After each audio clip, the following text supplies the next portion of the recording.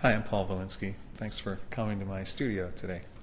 I grew up in the Air Force. My father was an Air Force navigator for 20 years, and so as a boy, I thought about flying all the time and built model airplanes and idolized my father's friends who were young, fighter jocks, and I dreamt of flying as a kid.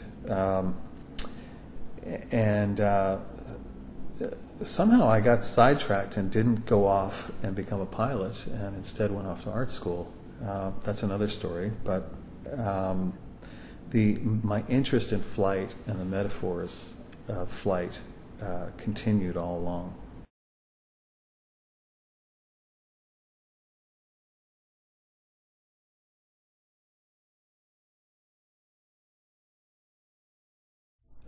Do you mean, did I have a hard time cutting up my record collection? Yeah. I had a very hard time.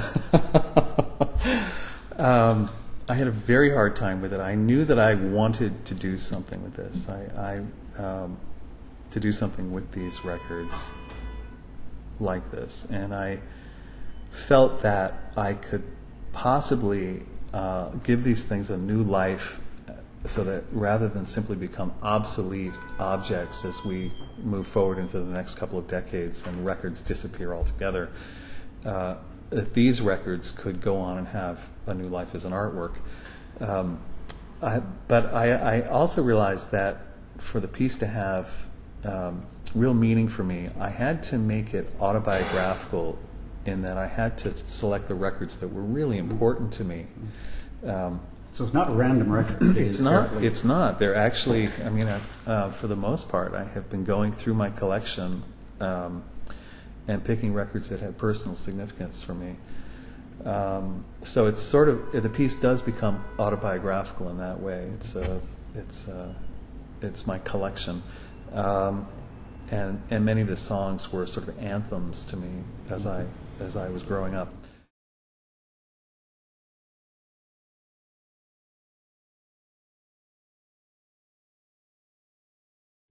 Well, the physical interaction with the material is where it happens. It's where the rubber meets the road. It's really, in a sense, where the ideas come from.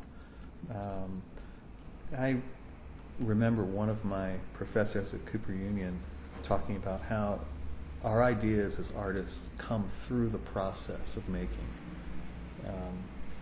and I really find that to be true. I find that, we have these materials, we have a certain set of tools, we have our hands, and reconciling these three things is what results in the imagery and the meaning of the work. So I guess I've always been concerned with achieving a certain degree of finish and craftsmanship. I like the idea that that an artwork will have components, or will have an element in which the work can be seen to have been done.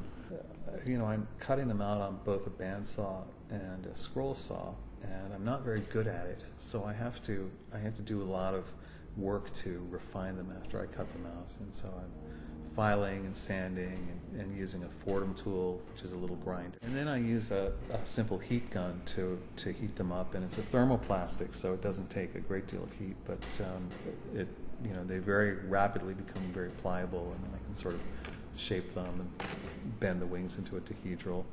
Do you read your own autobiography as being partly informed by this sense of fragility and the temporal nature of a butterfly's life cycle, etc.? Very, very much so. Very much so. In fact, as I've worked with this image and thought more about these little creatures that I'm depicting, I've started to feel that there's a real parallel between Homo sapiens and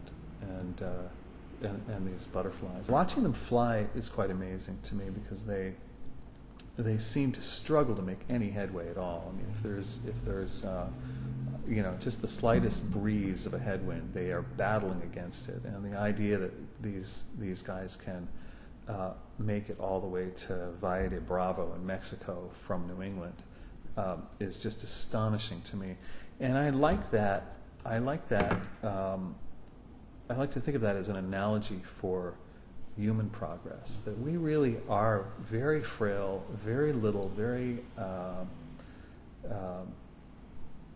we are really very delicate little creatures when you stop and think about it. And we're kind of, waffling around through life, being blown around by the winds of life. And yet somehow many of us do seem to get somewhere